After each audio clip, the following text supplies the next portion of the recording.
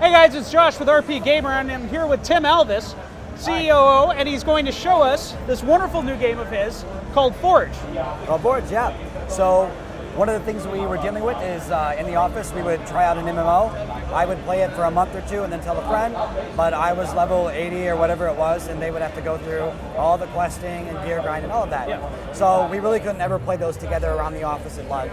So we tried something like Team Fortress 2 or Counter-Strike. Problem there is you get bored of guns, or you've done that enough. We wanted these type of characters, but we wanted the accessibility and quick in and out play of a first-person shooter. So we decided to find a way to actually blend the two in a way that made sense. So we licensed the Unreal Engine, we modified the targeting system, modified abilities, sort of set everything up to work in a vertical space, and you have Forge. Excellent. So we're launching with 5 classes. We have the Assassin, very roguelike. They're not built around openers. They're built around like tricky melee. So they do things to confuse, to cause you to have illusions, that sort of thing. We have the Pathfinder. Pathfinder is your typical sort of short-range kiting class. So they're meant to get actually into the action and get back out. So you're not supposed to snipe from a distance. You're supposed to get up there and mix it up. All right. We have the Pyromancer, which is your much more traditional like long-range magic sniper type class. They have a lot of distance range control abilities, that sort of thing. We have the Shaman, which is a healer and support class. So they've got very limited self-healing, but great group heals. And we have the Warden, who is a group tank class. So we have the Warden, which is a team tank. And we always say team tank because unlike a tank in an MMO, usually it's built around keeping your team alive, not herself. Okay. So your abilities enhance their armor, speed, health, that sort of thing. So we'll jump in. I don't know if you want to take controls or me? Oh no, by all means, Okay. please show me. All right. So I'm going to choose the Pathfinder class. And this is one of our maps. It's Capture the Relic mode, so that's my relic down there. Green overlay. There's their relic over there, the red overlay.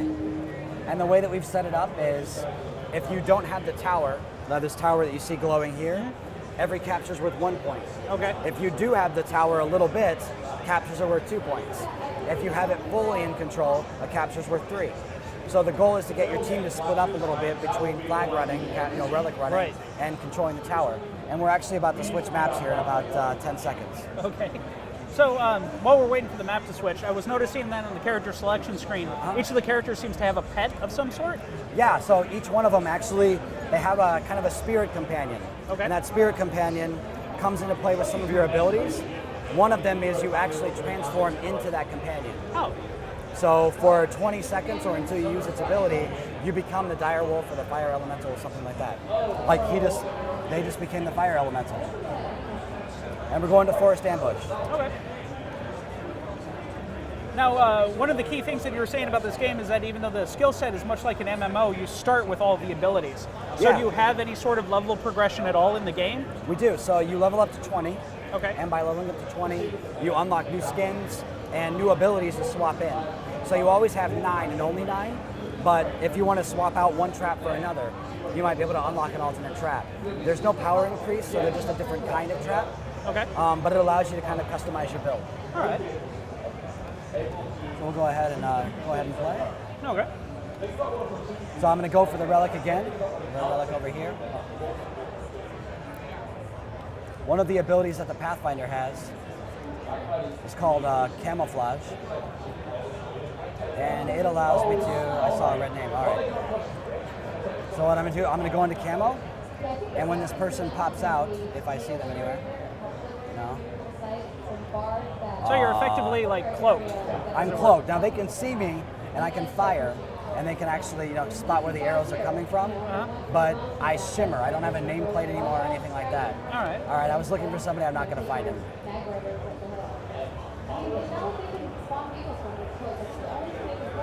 Okay.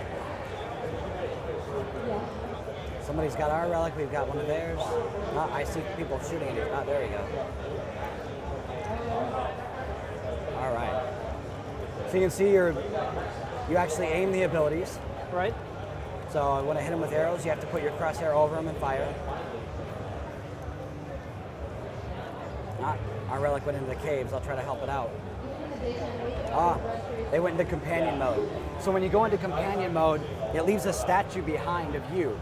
So your soul transfers into the companion, but your statue stays behind. Oh, there they are. Okay.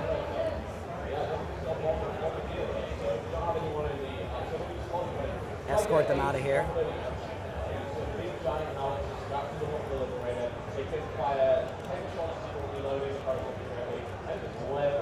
See if I can spot. Ah, there we go. Going to. Oh.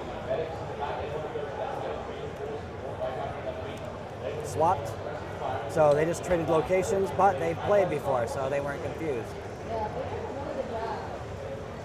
Oh, I see. So you laid down a caltrop, and then you swap positions so you get caught by the caltrop. So that way, yes, that way even if, oh, I've got him there, okay. Got him on that one. Chasing this guy, so there's an assassin here.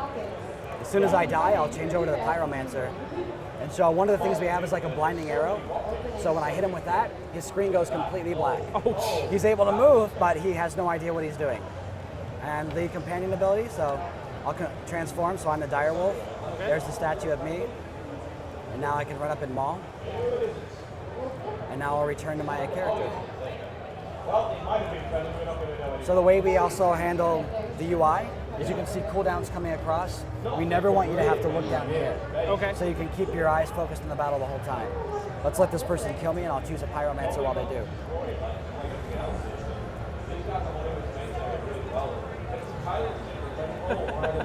They're being honorable. Here, let's see if we can get a dishonorable. There we go. Thank you. Okay.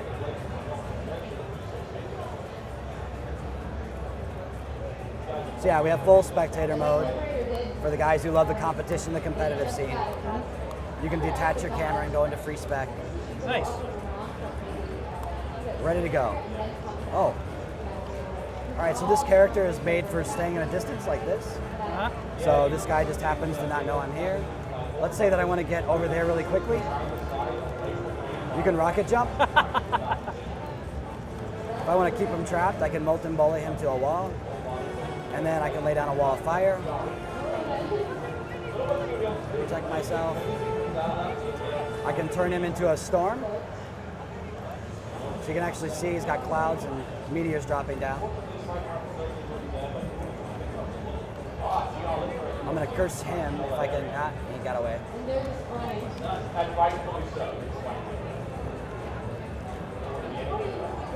So yeah, as you can see, we're very vertical. So normally in MMO, it's very isometric and flat. Right. But we've built our maps for multiple layers and then given all the classes some ability to get between those layers. That's excellent. Like the next death, I'll go to Warden, and then that'll round it out.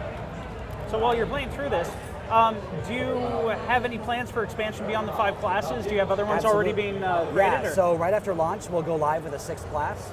Okay. Soon after, we're going to release our first faction expansion with a 7th class, and we have 12 classes planned in total. Okay. And you were, so, go ahead. Oh, I was just going to say, you were saying that you had the Capture the Relic. What other game modes are you We're launching with TDM, Capture the Relic, and King of the Hill. Okay. So pretty traditional. The poster over here is showing Labyrinth gameplay mode, where we're going to take a raid and turn it into sort of like Left 4 Dead 2, where it's one side is the raid boss and minions, and the other side of the classes. Interesting. So, and then it's kind of a time trial, and that when you kill the raid boss, the teams swap, other team is the raid boss, and off it goes. So back to vertical abilities. See if I can get up here now. Jump. So she's got Shield Storm. She can fly for a short period of time. Oh, and I missed. Not very good with that yet. She's also able to, when she's under heavy fire, she can stand her ground, builds a small fortress around herself. And while she's very defensive, and you see this icon here, the green shield, you're able to block every 10 seconds. Oh, okay. So,